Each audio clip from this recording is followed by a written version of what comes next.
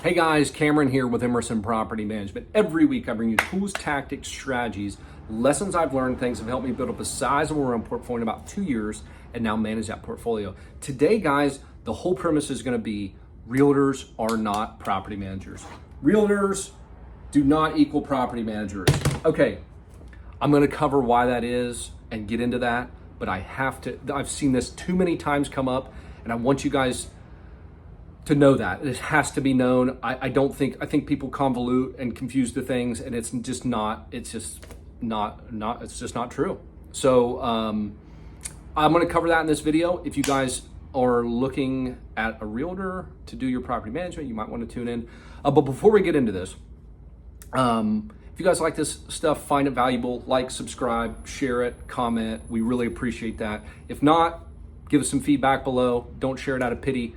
Yeah, I appreciate you guys, and if you do find it valuable, that stuff really helps out. So, premise behind this video: realtors are not property managers. So, I'm in several property management groups, and we had somebody make a note in there that they had an issue. And again, I don't know these people. These are just Facebook groups, right? There's hundreds of people in there, sometimes thousands or tens of thousands. Somebody said, hey, an agent collected a check before the tenant moved in, and it was a personal check. The tenant got in, they got access to the property, the check bounced. Now the owner has to go through an eviction to get the tenant out. The tenant's refusing to pay. They're going through this whole thing, and this was posted in an investor group or a property management group specifically that I'm in. And the overwhelming feedback, because it was a property management group specifically, was this will never happen with a property manager. And I can tell you, our process is never to accept a personal check, ever prior to moving. It has to be a cashier's check or money order.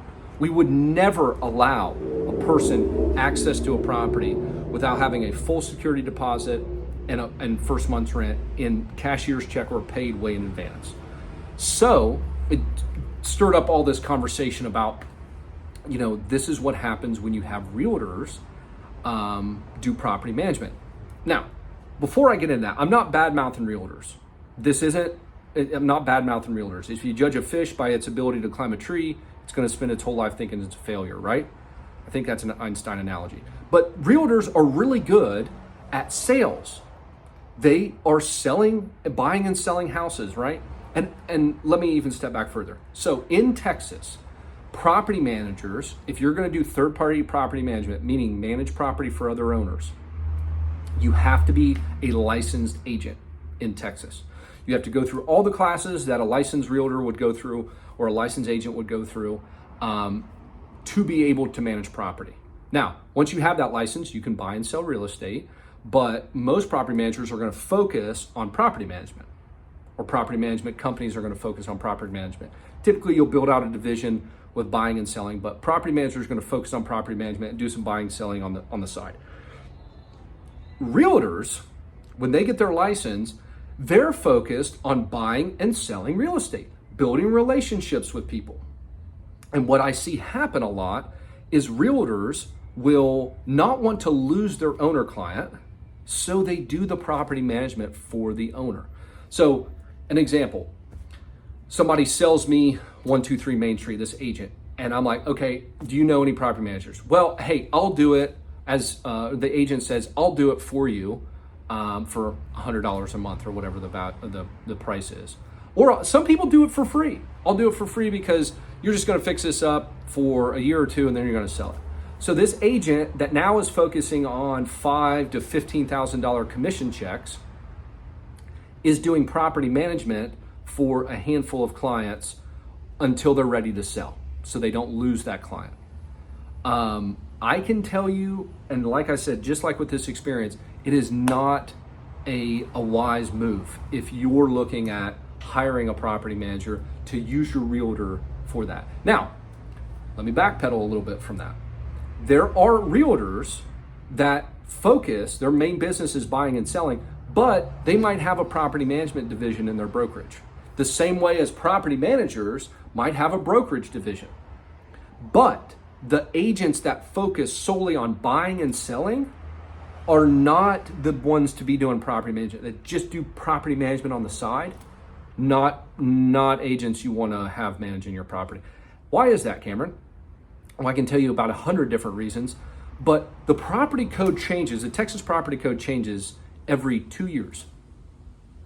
So I'll say that again. The Texas property code that governs how we have to manage property changes every 2 years.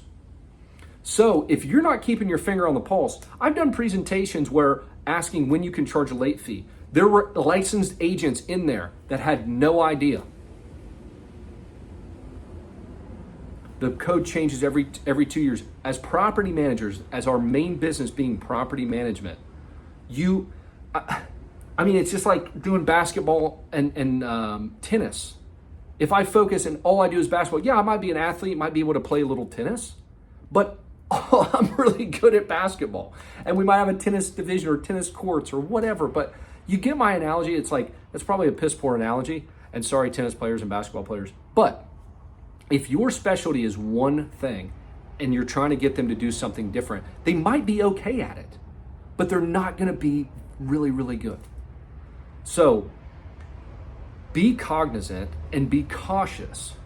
Property management companies that specialize in third-party property management are all licensed in the state of Texas. Also, look to see if they're members of NARPM, National Association of Residential Property Managers. That's a good way to wean out people that aren't really serious about property management. And if you're a good property management company, like I think we are, if an agent refers you over to us, we will give you back to the agent. We're not gonna tie your hands and say you have to sell with us if you wanna sell your property. When you're done with us, we just hand you back to your agent, let them sell the property for you. There's gonna be no combativeness. That's their business. They bring us, we focus on our third party management, they focus on finding you a deal and then selling that property for you when you're ready. I can tell you that I am not gonna be the best person to find you an investment property or to sell your property right now. But I can tell you that I will beat out 99 out of 100. Our team will beat out 99, probably 999,999 out of 100,000 realtors. There might be one just exception to the rule, but I can tell you that property management companies that focus in property management will always beat out agents. That's all our business is. That's all we do.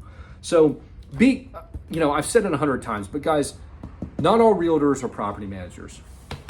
Property managers have to be licensed agents, but just be cognizant of that. Again, I don't want to badmouth realtors. I'm not badmouthing realtors. It's just, it seems like now, especially that sales have slowed down, that realtors are kind of jumping into property management to do some property management on the side. And I can tell you, if you dabble in property management, it is the most litigious part of real estate. And as far as the Texas Real Estate Commission is concerned, Texas Real Estate Commission, the TREC complaints are highest. It's like 80 or 80 some percent of TREC complaints are all in property management. So if you have somebody dabbling that's not focusing on property management, staying up to the rules and making sure that things like letting a tenant in with a personal check, that can cost you thousands and thousands of dollars. And it's all preventable by making sure you hire a professional. So I hope that was helpful. If it was, let me know. If it wasn't, let me know. If you're a realtor and you disagree, let me know. I'm interested to hear what your thoughts are. So appreciate you guys tuning in. See you next week.